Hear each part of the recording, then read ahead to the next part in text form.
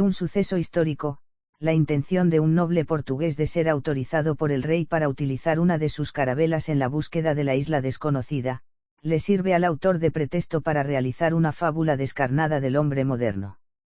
Un dulce y sutil cuento sobre el amor y la búsqueda de la identidad personal. The Washington Post Bookworld. Saramago nos muestra que soñar, a veces, es el verdadero camino hacia la felicidad. José Saramago. El cuento de la isla desconocida. EPUB R10. Piolín 31 de agosto de 2014. Título original, O conto da isla desconocida. José Saramago, 1998. Traducción, Pilar del Río. Retoque de cubierta, Piolín. Editor digital, Piolín. EPUB base R11. Un hombre llamó a la puerta del rey y le dijo, «Dame un barco». La casa del rey tenía muchas más puertas, pero aquella era la de las peticiones. Como el rey se pasaba todo el tiempo sentado ante la puerta de los obsequios, entiéndase, los obsequios que le entregaban a él, cada vez que oía que alguien llamaba a la puerta de las peticiones se hacía el desentendido, y solo cuando el continuo repiquetear de la aldaba de bronce subía a un tono, más que notorio, escandaloso, impidiendo el sosiego de los vecinos, las personas comenzaban a murmurar, «¿Qué rey tenemos, que no atiende?», daba orden al primer secretario para que fuera a ver lo que quería el impetrante, que no había manera de que se callara. Entonces, el primer secretario llamaba al segundo secretario, este llamaba al tercero, que mandaba al primer ayudante, que a su vez mandaba al segundo, y así hasta llegar a la mujer de la limpieza que, no teniendo en quién mandar, entreabría la puerta de las peticiones y preguntaba por el resquicio, «¿Y tú qué quieres?». El suplicante decía a lo que venía, o sea, pedía lo que tenía que pedir, después se instalaba en un canto de la puerta, a la espera de que el requerimiento hiciese, de uno en uno, el camino contrario, hasta llegar al rey. Ocupado como siempre estaba con los obsequios, el rey demoraba la respuesta, y ya no era pequeña señal de atención al bienestar y felicidad del pueblo cuando pedía un informe fundamentado por escrito al primer secretario que, excusado será decirlo, pasaba el encargo al segundo secretario, este al tercero, sucesivamente, hasta llegar otra vez a la mujer de la limpieza, que opinaba sí o no de acuerdo con el humor con que se hubiera levantado. Sin embargo, en el caso del hombre que quería un barco, las cosas no ocurrieron así. Cuando la mujer de la limpieza le preguntó por el resquicio de la puerta, «¿Y tú qué quieres?», el hombre, en vez de pedir, como era la costumbre de todos, un título, una condecoración, o simplemente dinero, respondió: «Quiero hablar con el rey, ya sabes que el rey no puede venir, está en la puerta de los obsequios», respondió la mujer, «pues entonces ve y dile que no me iré de aquí hasta que él venga personalmente para saber lo que quiero», remató el hombre, y se tumbó todo lo largo que era en el rellano, tapándose con una manta porque hacía frío. Entrar y salir solo pasándole por encima.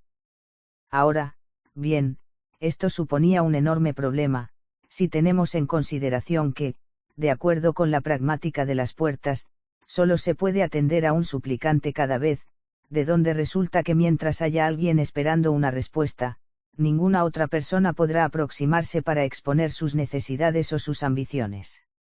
A primera vista, quien ganaba con este artículo del reglamento era el rey, puesto que al ser menos numerosa la gente que venía a incomodarlo con lamentos, más tiempo tenía, y más sosiego, para recibir, contemplar y guardar los obsequios. A segunda vista, sin embargo, el rey perdía, y mucho, porque las protestas públicas, al notarse que la respuesta tardaba más de lo que era justo, aumentaban gravemente el descontento social, lo que, a su vez, tenía inmediatas y negativas consecuencias en el flujo de obsequios. En el caso que estamos narrando, el resultado de la ponderación entre los beneficios y los perjuicios fue que el rey, al cabo de 3 días, y en real persona, se acercó a la puerta de las peticiones, para saber lo que quería el entrometido que se había negado a encaminar el requerimiento por las pertinentes vías burocráticas. «Abre la puerta», dijo el rey a la mujer de la limpieza, y ella preguntó, «¿Toda o solo un poco?». El rey dudó durante un instante, verdaderamente no le gustaba mucho exponerse a los aires de la calle, pero después reflexionó que parecería mal, aparte de ser indigno de su majestad, hablar con un súbdito a través de una rendija, como si le tuviese miedo, sobre todo asistiendo al coloquio la mujer de la limpieza, que luego iría por ahí diciendo Dios sabe qué, de par en par, ordenó. El hombre que quería un barco se levantó del suelo cuando comenzó a oír los ruidos de los cerrojos, enrolló la manta y se puso a esperar. Estas señales de que finalmente alguien atendería y que por tanto el lugar pronto quedaría desocupado, hicieron aproximarse a la puerta a unos cuantos aspirantes a la liberalidad del trono que andaban por allí, prontos para asaltar el puesto apenas quedase vacío. La inopinada aparición del rey, nunca una tal cosa había sucedido desde que usaba corona en la cabeza, causó una sorpresa desmedida, no solo a los dichos candidatos, sino también entre la vecindad que, atraída por el alborozo repentino, se asomó a las ventanas de las casas, en el otro lado de la calle. La única persona que no se sorprendió fue el hombre que vino a pedir un barco. Calculaba él, y acertó en la previsión, que el rey, aunque tardase 3 días, acabaría sintiendo la curiosidad de ver la cara de quien, nada más y nada menos, con notable atrevimiento, lo había mandado llamar. Dividido entre la curiosidad irreprimible y el desagrado de ver tantas personas juntas, el rey, con el peor de los modos, preguntó 3 preguntas seguidas: ¿tú qué quieres? ¿Por qué no dijiste lo que querías? ¿Te crees que no tengo nada más que hacer? Pero el hombre solo respondió a la primera pregunta: dame un barco, dijo. El asombro dejó al rey hasta tal punto desconcertado que la mujer de la limpieza se vio obligada a acercarle una silla de Enea, la misma en que ella se sentaba cuando necesitaba trabajar con el hilo y la aguja, pues, además de la limpieza, tenía también la responsabilidad de algunas tareas menores de costura en el palacio, como zurcir las medias de los pajes. Mal sentado, porque la silla de Enea era mucho más baja que el trono, el rey buscaba la mejor manera de acomodar las piernas, ora encogiéndolas, ora extendiéndolas para los lados, mientras el hombre que quería un barco esperaba con paciencia la pregunta que seguiría: ¿y tú para qué quieres un barco, si puede saberse? Fue lo que el rey preguntó cuando finalmente se dio por instalado con sufrible comodidad en la silla de la mujer de la limpieza. Para buscar la isla desconocida, respondió él. Hombre. ¿Qué isla desconocida?, preguntó el rey, disimulando la risa, como si tuviese enfrente a un loco de atar, de los que tienen manías de navegaciones, a quien no sería bueno contrariar así de entrada. La isla desconocida, repitió el hombre. Hombre, ya no hay islas desconocidas. ¿Quién te ha dicho, rey, que ya no hay islas desconocidas? Están todas en los mapas están solo las islas conocidas. ¿Y qué isla desconocida es esa que tú buscas? Si te lo pudiese decir, entonces no sería desconocida. ¿A quién has oído hablar de ella?, preguntó el rey, ahora más serio. A nadie. En ese caso, ¿por qué te empeñas en decir que ella existe? Simplemente porque es imposible que no exista una isla desconocida. ¿Y has venido aquí para pedirme un barco? Sí, vine aquí para pedirte un barco. ¿Y tú quién eres para que yo te lo dé? ¿Y tú quién eres para no dármelo? Soy el rey de este reino y los barcos del reino me pertenecen todos, más les pertenecerás tú a ellos que ellos a ti. ¿Qué quieres decir?, preguntó el rey inquieto. Que tú sin ellos nada eres, y que ellos, sin ti, pueden navegar siempre, bajo mis órdenes, con mis pilotos y mis marineros. No te pido marineros ni piloto, solo te pido un barco, y esa isla desconocida, si la encuentras, será para mí.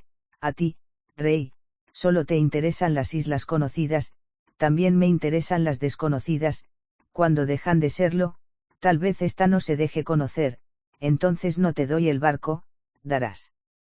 Al oír esta palabra, pronunciada con tranquila firmeza, los aspirantes a la puerta de las peticiones, en quienes, minuto tras minuto, desde el principio de la conversación iba creciendo la impaciencia, más por librarse de él que por simpatía solidaria, resolvieron intervenir en favor del hombre que quería el barco, comenzando a gritar: Dale el barco, dale el barco. El rey abrió la boca para decirle a la mujer de la limpieza que llamara a la guardia del palacio para que estableciera inmediatamente el orden público e impusiera disciplina, pero, en ese momento, las vecinas que asistían a la escena desde las ventanas se unieron al coro con entusiasmo, gritando como los otros: «¡Dale el barco, dale el barco!». Ante tan ineludible manifestación de voluntad popular y preocupado con lo que, mientras tanto, habría perdido en la puerta de los obsequios, el rey levantó la mano derecha imponiendo silencio y dijo: «Voy a darte un barco, pero la tripulación tendrás que conseguirla tú, mis marineros me son precisos para las islas conocidas». Los gritos de aplauso del público no dejaron que se percibiese el agradecimiento del hombre que vino a pedir un barco. Por el movimiento de los labios tanto podría haber dicho: «Gracias, mi señor, como ya me las arreglaré», pero lo que nítidamente se oyó fue lo que a continuación dijo el rey: «Vas al muelle, preguntas por el capitán del puerto, le dices que te mando yo, y el que te dé el barco, llevas mi tarjeta». El hombre que iba a recibir un barco leyó la tarjeta de visita, donde decía rey debajo del nombre del rey, y eran estas las palabras que él había escrito sobre el hombro de la mujer de la limpieza: «Entrega al portador un barco, no es necesario que sea grande, pero que navegue bien y sea seguro, no quiero tener remordimientos en la conciencia si las cosas ocurren mal». Cuando el hombre levantó la cabeza, se supone que esta vez iría a agradecer la dádiva, el rey ya se había retirado, solo estaba la mujer de la limpieza mirándolo con cara de circunstancias. El hombre bajó del peldaño de la puerta, señal de que los otros candidatos podían avanzar por fin. Superfluo será explicar que la confusión fue indescriptible, todos queriendo llegar al sitio en primer lugar, pero con tan mala suerte que la puerta ya estaba cerrada otra vez. La aldaba de bronce volvió a llamar a la mujer de la limpieza, pero la mujer de la limpieza no está, dio la vuelta y salió con el cubo y la escoba por otra puerta, la de las decisiones, que apenas es usada, pero cuando lo es, lo es.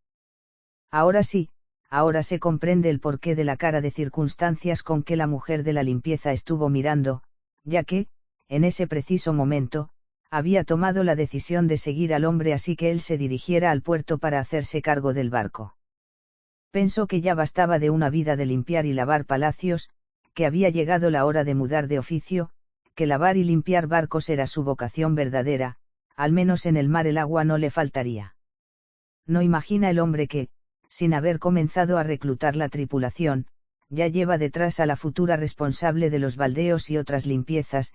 También es de este modo como el destino acostumbra a comportarse con nosotros, ya está pisándonos los talones, ya extendió la mano para tocarnos en el hombro, y nosotros todavía vamos murmurando: «Se acabó, no hay nada más que ver, todo es igual». Andando, andando, el hombre llegó al puerto, fue al muelle, preguntó por el capitán, y mientras venía, se puso a adivinar cuál sería, de entre los barcos que allí estaban, el que iría a ser suyo. Grande ya sabía que no, la tarjeta de visita del rey era muy clara en este punto, por consiguiente quedaban descartados los paquebotes, los cargueros y los navíos de guerra. Tampoco podría ser tan pequeño que aguantase mal las fuerzas del viento y los rigores del mar. En este punto también había sido categórico el rey: «Que navegue bien y sea seguro», fueron estas sus formales palabras, excluyendo así explícitamente los botes, las falúas y las chalupas, que siendo buenos navegantes, y seguros, cada uno conforme a su condición, no nacieron para surcar los océanos, que es donde se encuentran las islas desconocidas. Un poco apartada de allí, escondida detrás de unos bidones, la mujer de la limpieza pasó los ojos por los barcos atracados. Para mi gusto, aquel, pensó, aunque su opinión no contaba, ni siquiera había sido contratada. Vamos a oír antes lo que dirá el capitán del puerto. El capitán vino, leyó la tarjeta, miró al hombre de arriba abajo y le hizo la pregunta que al rey no se le había ocurrido: «¿Sabes navegar? ¿Tienes carnet de navegación?», a lo que el hombre respondió: «Aprenderé en el martes». El capitán dijo: «No te lo aconsejaría, capitán soy yo, y no me atrevo con cualquier barco, dame entonces uno con el que pueda atreverme». «No, uno de esos no, dame un barco que yo respete y que pueda respetarme a mí». «Ese lenguaje es de marinero, pero tú no eres marinero». «Si tengo el lenguaje, es como si lo fuese». El capitán volvió a leer la tarjeta del rey, después preguntó, ¿puedes decirme para qué quieres el barco? Para ir en busca de la isla desconocida. Ya no hay islas desconocidas, lo mismo me dijo el rey, lo que él sabe de islas lo aprendió conmigo. Es extraño que tú, siendo hombre de mar, me digas eso, que ya no hay islas desconocidas. Hombre de tierra soy yo, y no ignoro que todas las islas, incluso las conocidas, son desconocidas mientras no desembarcamos en ellas, pero tú, si bien entiendo, vas a la búsqueda de una donde nadie haya desembarcado nunca. Lo sabré cuando llegue. Si llegas, sí, a veces se naufraga en el camino, pero si tal me ocurre, deberás escribir en los anales del puerto que el punto a donde llegué fue ese. ¿Quieres decir que llegar, se llega siempre? No serías quien eres si no lo supieses ya. El capitán del puerto dijo, voy a darte la embarcación que te conviene. ¿Cuál? Es un barco con mucha experiencia, todavía del tiempo en que toda la gente andaba buscando islas desconocidas. ¿Cuál? Creo que incluso encontró algunas. ¿Cuál? Aquel. Así que la mujer de la limpieza percibió para dónde apuntaba el capitán, salió corriendo de detrás de los bidones y gritó, es mi barco, hay que perdonarle la insólita reivindicación de propiedad, a todo título abusiva. El barco era aquel que le había gustado, simplemente. Parece una carabela, dijo el hombre. Más o menos, concordó el capitán, en su origen era una carabela, después pasó por arreglos y adaptaciones que la modificaron un poco, pero continúa siendo una carabela. Sí, en el conjunto conserva el antiguo aire, y tiene mástiles y velas. Cuando se va en busca de islas desconocidas, es lo más recomendable. La mujer de la limpieza no se contuvo. Para mí no quiero otro. ¿Quién eres tú?, preguntó el hombre. No te acuerdas de mí. No tengo idea. Soy la mujer de la limpieza. ¿Qué limpieza? La del palacio del rey, la que abría la puerta de las peticiones. No había otra. ¿Y por qué no estás en el palacio del rey, limpiando y abriendo puertas? Porque las puertas que yo quería ya fueron abiertas y porque de hoy en adelante solo limpiaré barcos. Entonces estás decidida a ir conmigo en busca de la isla desconocida. Salí del palacio por la puerta de las decisiones. Siendo así, ve para la carabela, mira cómo está aquello. Después del tiempo pasado debe precisar de un buen lavado, y ten cuidado con las gaviotas, que no son de fiar. ¿No quieres venir conmigo a conocer tu barco por dentro? Dijiste que era tuyo. Disculpa, fue solo porque me gustó. Gustar es probablemente la mejor manera de tener debe de ser la peor manera de gustar. El capitán del puerto interrumpió la conversación. Tengo que entregar las llaves al dueño del barco, a uno o a otro, resuélvanlo. A mí tanto me da. ¿Los barcos tienen llave?, preguntó el hombre. Para entrar, no. Pero allí están las bodegas y los pañoles, y el camarote del comandante con el diario de a bordo. Ella que se encargue de todo. Yo voy a reclutar la tripulación, dijo el hombre, y se apartó. La mujer de la limpieza fue a la oficina del capitán para recoger las llaves. Después entró en el barco. Dos cosas le valieron, la escoba del palacio y el aviso contra las gaviotas.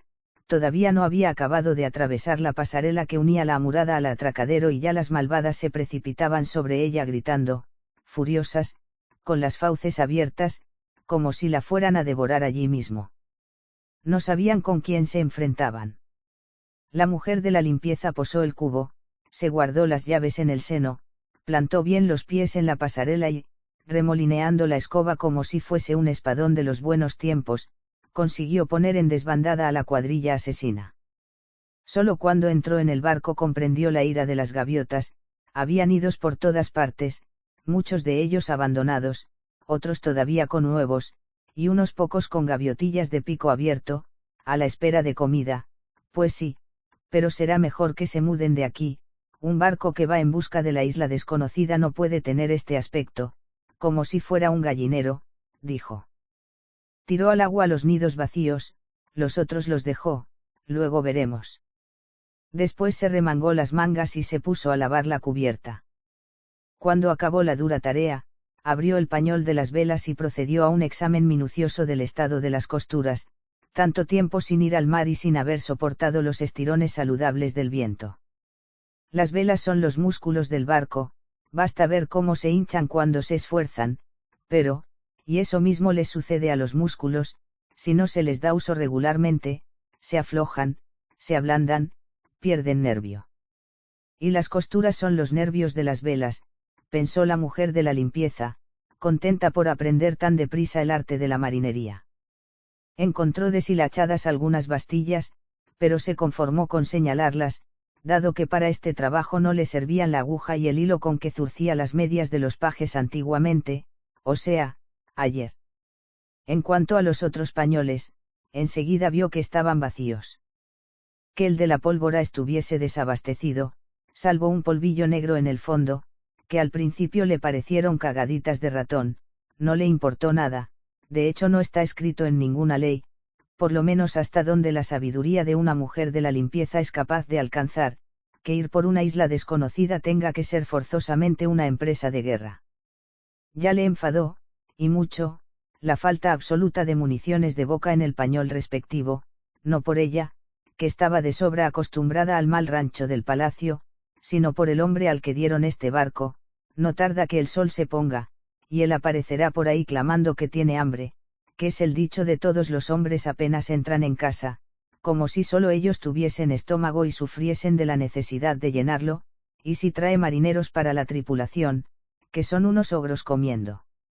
Entonces no sé cómo nos vamos a gobernar, dijo la mujer de la limpieza. No merecía la pena preocuparse tanto.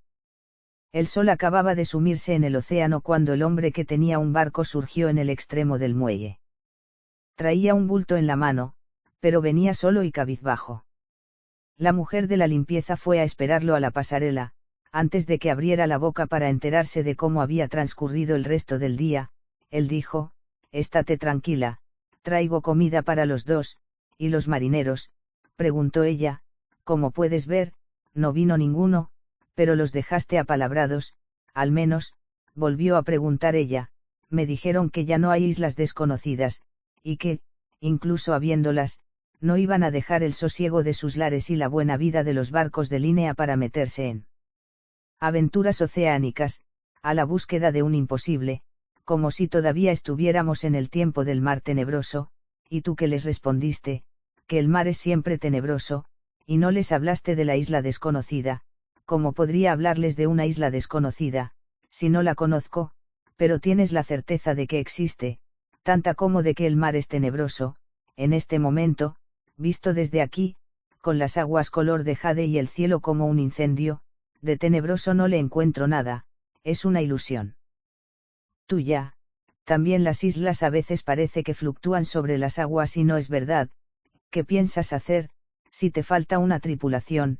«Todavía no lo sé, podríamos quedarnos a vivir aquí, yo me ofrecería para lavar los barcos que vienen al muelle, y tú, y yo, tendrás un oficio, una profesión, como ahora se dice, tuve, tendré si fuera preciso, pero quiero encontrar la isla desconocida, quiero saber quién soy yo cuando esté en ella».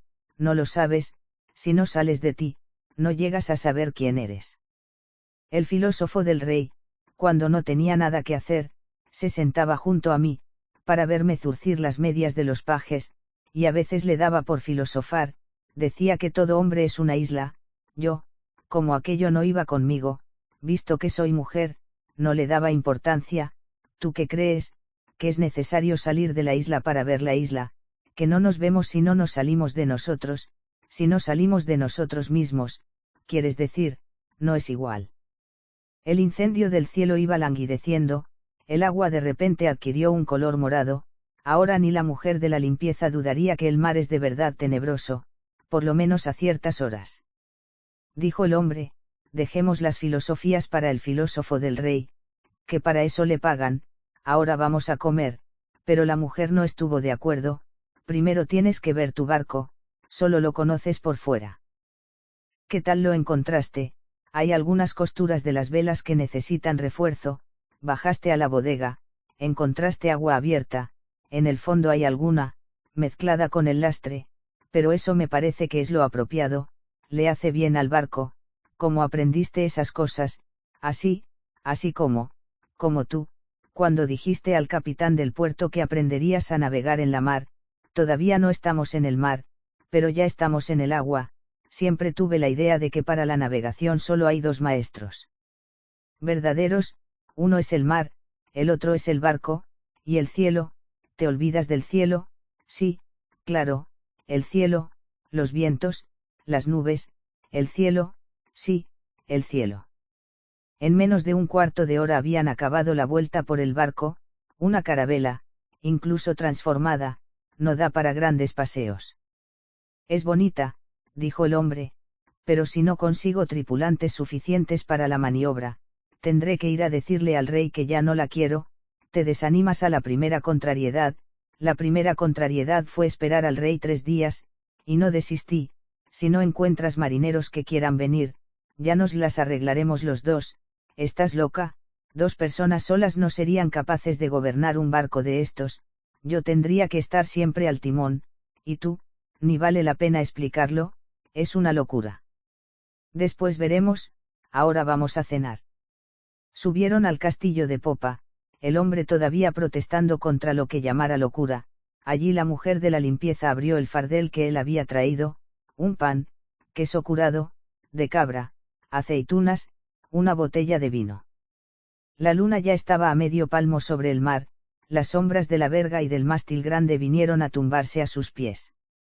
Es realmente bonita nuestra carabela, dijo la mujer, y enmendó enseguida, la tuya, tu carabela, supongo que no será mía por mucho tiempo, navegues o no navegues con ella, la carabela es tuya, te la dio el rey, se la pedí para buscar una isla desconocida, pero estas cosas no se hacen de un momento para otro, necesitan su tiempo, ya mi abuelo decía que quien va al mar se avía en tierra, y eso que él no era marinero, sin marineros no podremos navegar, eso ya lo has dicho, y hay que abastecer el barco de las 1000 cosas necesarias para un viaje como este, que no se sabe a dónde nos llevará, evidentemente, y después tendremos que esperar a que sea la estación apropiada, y salir con marea buena, y que venga gente al puerto a desearnos buen viaje. Te estás riendo de mí, nunca me reiría de quien me hizo salir por la puerta de las decisiones, discúlpame, y no volveré a pasar por ella, suceda lo que suceda. La luz de la luna iluminaba la cara de la mujer de la limpieza. Es bonita, realmente es bonita, pensó el hombre, y esta vez no se refería a la carabela. La mujer, esa, no pensó nada, lo habría pensado todo durante aquellos 3 días, cuando entreabría de vez en cuando la puerta para ver si aquel aún continuaba fuera, a la espera. No sobró ni una miga de pan o de queso, ni una gota de vino, los huesos de las aceitunas fueron a parar al agua. El suelo está tan limpio como quedó cuando la mujer de la limpieza le pasó el último paño. La sirena de un paquebote que se hacía a la mar soltó un ronquido potente, como debieron de ser los del Leviatán, y la mujer dijo, cuando sea nuestra vez, haremos menos ruido. A pesar de que estaban en el interior del muelle, el agua se onduló un poco al paso del paquebote, y el hombre dijo, pero nos balancearemos mucho más. Se rieron los dos. Después se callaron, pasado un rato uno de ellos opinó que lo mejor sería irse a dormir. No es que yo tenga mucho sueño, y el otro concordó, ni yo. Después se callaron otra vez, la luna subió y continuó subiendo, a cierta altura la mujer dijo, ¿hay literas abajo? Y el hombre dijo, sí, y entonces fue cuando se levantaron y descendieron a la cubierta. Ahí la mujer dijo, hasta mañana, yo voy para este lado. Y el hombre respondió, y yo para este, hasta mañana. No dijeron babor o estribor, probablemente porque todavía están practicando en las artes. La mujer volvió atrás, me había olvidado, se sacó del bolsillo 2 cabos de velas, los encontré cuando limpiaba, pero no tengo cerillas. Yo tengo, dijo el hombre. Ella mantuvo las velas, una en cada mano, él encendió un fósforo, después, abrigando la llama bajo la cúpula de los dedos curvados, la llevó con todo el cuidado a los viejos pabilos. La luz prendió, creció lentamente como la de la luna, bañó la cara de la mujer de la limpieza. No sería necesario decir que él pensó, es bonita, pero lo que ella pensó, sí, se ve que solo tiene ojos para la isla desconocida. He aquí cómo se equivocan las personas interpretando miradas, sobre todo al principio. Ella le entregó una vela, dijo, hasta mañana, duerme bien. Él quiso decir lo mismo, de otra manera, que tengas sueños felices, fue la frase que le salió. Dentro de nada, cuando esté abajo, acostado en su litera, se le ocurrirán otras frases, más espiritosas, sobre todo más insinuantes, como se espera que sean las de un hombre cuando está a solas con una mujer. Se preguntaba si ella dormiría, si habría tardado en entrar en el sueño.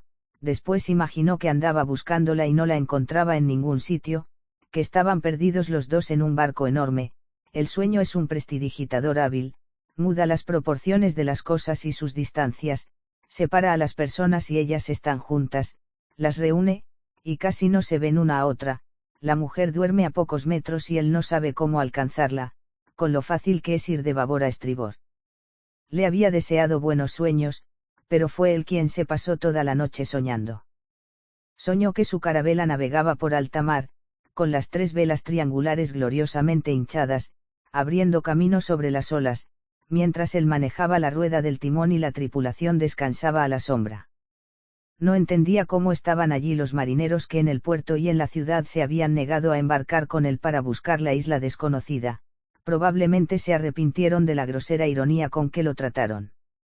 Veía animales esparcidos por la cubierta, patos, conejos, gallinas, lo habitual de la crianza doméstica, comiscando los granos de millo o royendo las hojas de col que un marinero les echaba. No se acordaba de cuándo los habían traído para el barco. Fuese como fuese, era natural que estuviesen allí.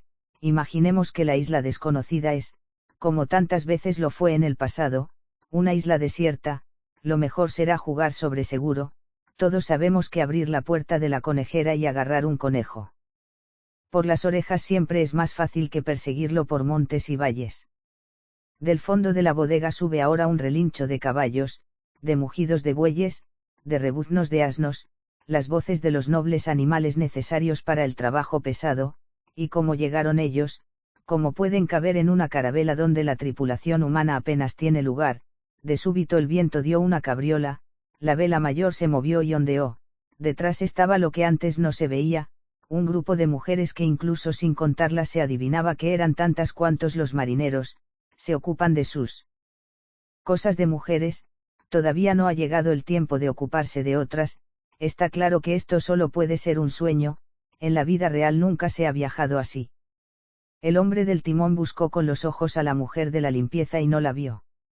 Tal vez esté en la litera de estribor, descansando de la limpieza de la cubierta, pensó, pero fue un pensar fingido, porque bien sabe, aunque tampoco sepa cómo lo sabe, que ella a última hora no quiso venir, que saltó para el embarcadero, diciendo desde allí, adiós, adiós, ya que solo tienes ojos para la isla desconocida, me voy. Y no era verdad, ahora mismo andan los ojos de él pretendiéndola y no la encuentran. En este momento se cubrió el cielo y comenzó a llover y, habiendo llovido, principiaron a brotar innumerables plantas de las filas de sacos de tierra alineados a lo largo de la amurada. No están allí porque se sospeche que no haya tierra bastante en la isla desconocida, sino porque así se ganará tiempo. El día que lleguemos solo tendremos que trasplantar los árboles frutales, sembrar los granos de las pequeñas cosechas que van madurando aquí, adornar los jardines con las flores que abrirán de estos capullos.